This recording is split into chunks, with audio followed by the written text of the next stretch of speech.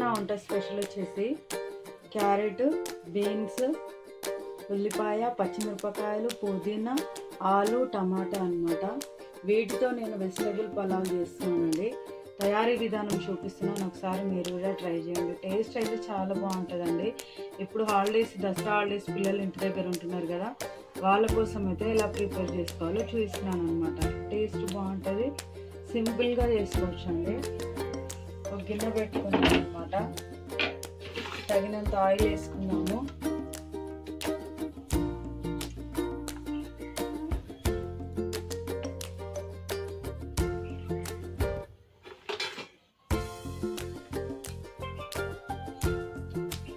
గరం మసాలా,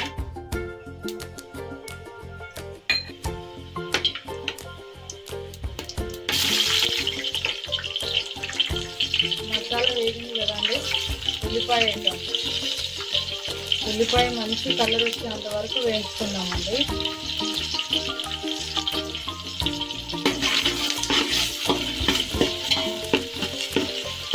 ఇవన్నీ బాగా వేగనిద్దామండి. పచ్చిమిరపకాయలు వేద్దామండి. ఉల్లిపాయలు వేగినాయి కదా, పచ్చిమిరపకాయలు వేసాను. ఇంకా పుదీనా, మంచిగా వేగనిద్దాం.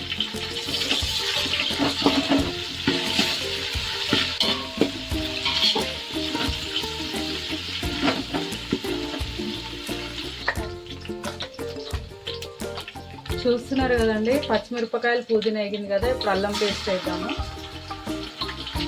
ఇప్పుడే ఫ్రెష్గా దంచుకున్న, మిక్సీ పట్టుకున్న అల్లం పేస్ట్ బాగుంటుందండి.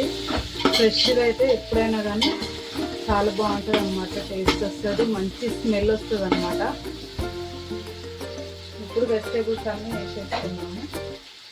క్యారెట్, బీన్స్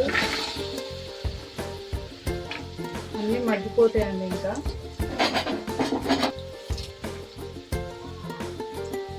టమాటా, ఆలుగడ్డ అన్నమాట, ఇది కూడా వేసుకున్నాం.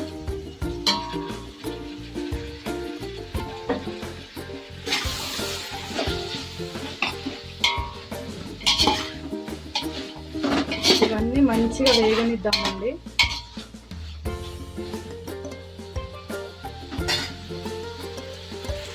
టేస్ట్కి సరిపడా ఉప్పు,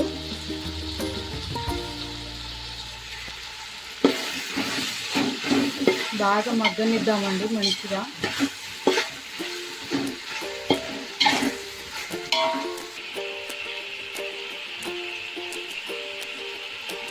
కొద్దిగా మసాలా వేద్దామండి.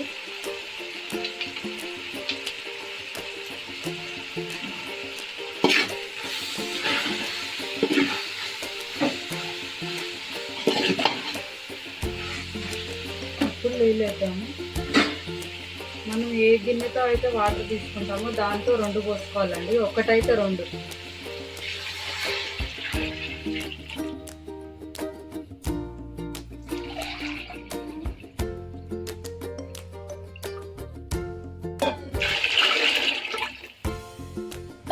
కాసేపు మూత పెట్టి నీళ్ళు బాగా మరగనిద్దాము.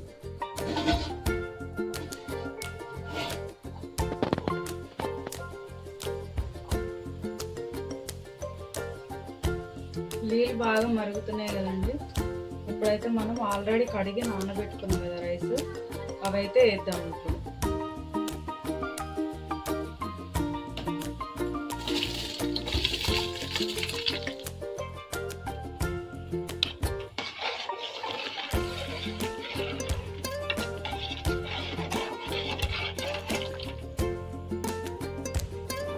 చూస్తున్నారు కదండి, రైస్ అయితే మరుగుతుంది కదా.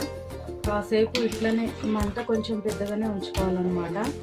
కొద్దిగా రైస్ కొంచెం మెత్తపడుతున్నప్పుడు అప్పుడు మనం కొంచెం మంట తగ్గించుకోవాలండి. వాటర్ కూడా ఇనుకుతాయి కదా, నీళ్ళు అనేవి ఇనికినప్పుడు కొంచెం మంట తక్కువ చేసుకోవాలి.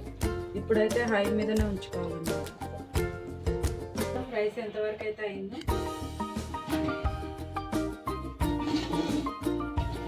చూసిరు కదండి, చాలా బాగా అయిపోయింది అన్నమాట. మంచి కుక్ అయిపోయింది. మనం డైలీ ఇంట్లో వండుకునే రైస్ తోటి అయితే నేను ఈ పలావ్ చేశాను అనమాట. ఒకసారి మీరు కూడా ట్రై చేయండి. టేస్ట్ అయితే నిజంగా చెప్తున్నాండి, చాలా బాగుంటుంది అనమాట. పిల్లలైనా పెద్దవాళ్ళైనా ఇష్టంగా తింటారు. ఒకసారి ట్రై చేయండి.